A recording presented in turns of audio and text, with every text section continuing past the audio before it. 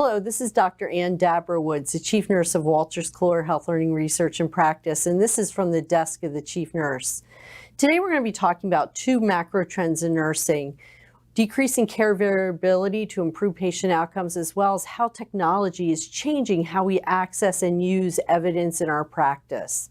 So joining me here today is Colette Hendler, and Colette is the Editor-in-Chief of Lippincott Solutions Point of Care Products. So thank you for joining me here today, Colette. Sure. So today we want to talk a little bit about variability of care. So can you just give us a quick definition of what variability care is all about and why it's such a problem? Well, when you have different people doing different things with patients, then it can have outcomes that are not what you want them to be. If everybody's on the same page using evidence-based practice, then you're using the latest research, you're using the latest best practices and expert opinion to deliver the best care for the patients. Right. That really makes a lot of sense, because when you look at the fact that sometimes in a hospital, different units are doing different things for the same patients who are the same diagnosis versus hospital to hospital, even in the same town, can give different outcomes. So really, this whole concept of variability of care and really standardizing procedures and knowledge base is so important. So we decrease that variability care and really help to improve our patient outcomes. Now, everything that we do is really based on evidence. And today we have a newer definition about evidence-based practice. Can you just review with us what that is? So evidence-based practice is really taking evidence that is from the research, the latest research, clinical expertise, and also incorporating patient preference into the realm of care. Right. So, you and I have a lot of experience in nursing, but you take our experience versus someone who's just new to practice. Certainly we could have slightly different outcomes just because of the expertise we bring to the table.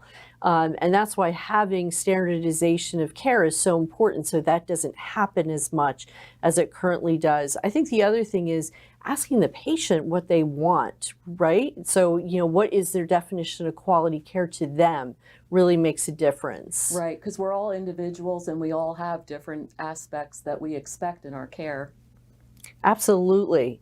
So one of the things that we have found that's really important is that, as nurses, we tend to stay in our own silo. And that's what's really important to us, is that we have access to not only the information in nursing, but medicine as well as allied health information as well. Because, we get a patient up to walk after they fractured their hip, we're not going to find that information in our nursing literature or medicine literature, but we're going to find it in our physical therapy literature, right? Right, and we can all collaborate as a team and find information that's pertinent to what we do from the other healthcare professionals on our team and their research. That's right. So how does evidence and practice really change healthcare? What does it actually do? Well, it gives you the best solution to the patient's problems.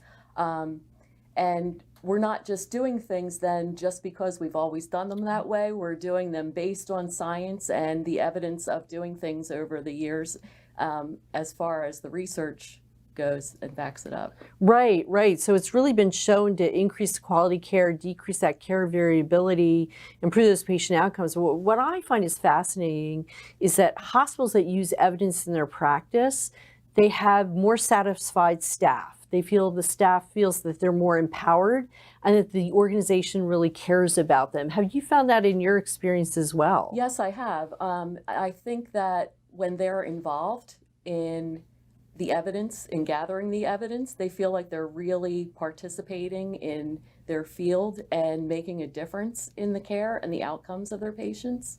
Yep, absolutely agree with you. And I think that takes us down to the next trend, which is the fact that we have all this technology that we didn't have 20 years ago, and it really is changing how we access that information where we are with our patients or within our workflow. So one of the things that research has shown us is that on average, people have 3 different devices, right? So they've got their smartphone, they've got their tablet device, and they usually have a laptop or a computer. And what we know is the more devices they have, the more time they spend online looking up information. So when we look at our healthcare environment today, it's really, really changed. We have all this technology, and sometimes it's hard to not get lost in the technology and remember that we have a patient in the bed. but we really have to go back and look at, the different scenarios with how we access information. So one of those places is point of care. So talk to me a little bit about what point of care is. Point of care is when you're caring for a patient and you need quick access to information. Information that's presented in bulleted format that's easy for you to take a look at when you're caring for the patient, when you need information very quickly. And certainly having that clinical decision support information embedded in workflow is so important. I think you and I will both agree that if it's not embedded within a nurse's workflow, they're simply not going to use it because they don't have time to go look for that information. So having that clinical decision support at point of care really helps to standardize that care and really decrease that variability. And there is quite a bit of research that shows if we have the right tools in place, we can decrease, our urinary tract infection rate and our line infection rate. It really can make a difference in the care we're delivering. And our electronic healthcare records can help us make sure we get that information embedded right within the clinician's workflow. It's so important. Now, sometimes we have a little bit more time to look up information and go to a journal or, go out to a web service and look up information. And we call that point of reference. So I know you've had some experience with quality improvement. Talk to me a little bit about that type of information. What makes it different than point of care information? Well, the point of reference information is when you have a little more time and you really want to delve into something a little bit further. That information you get at point of reference is going to help inform your practice, but it's not going to help you make a decision right there and then when you're with a patient because it's written differently. You're talking about articles versus something that's just bulleted. Right.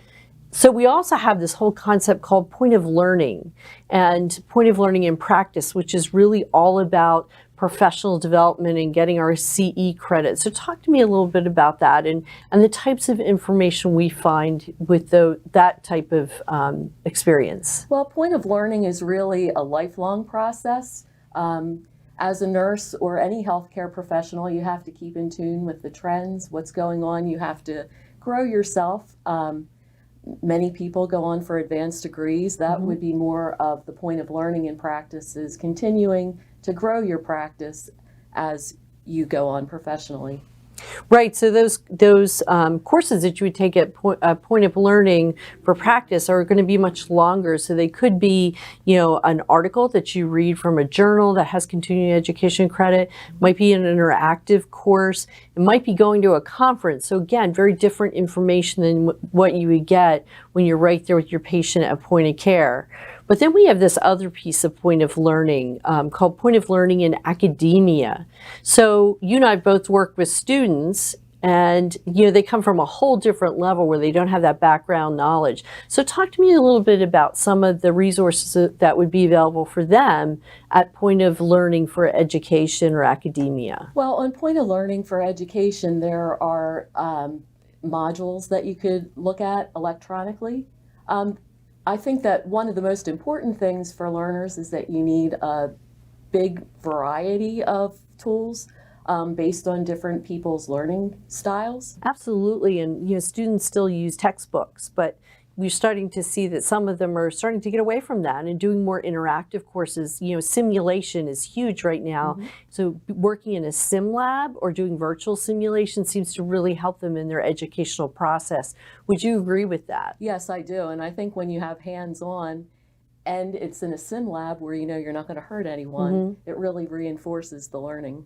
So I think the whole goal, that we've learned about here as sort of the macro trends is certainly having the right information when and where you need it is so vitally important.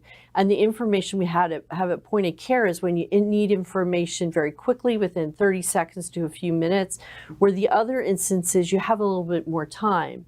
But regardless, we need all of them to really improve care and decrease that care variability. So thanks very much for being with me here today, Colette. And, I think that what we've shown is that having information in different formats at the right place, so whether it be point of care, when you're making a decision with the patient, to point of learning, to point of reference, the information's different, but it's all needed. And we need all of that information so that we can really improve patient care and decrease that variability of care and improve our patient outcomes.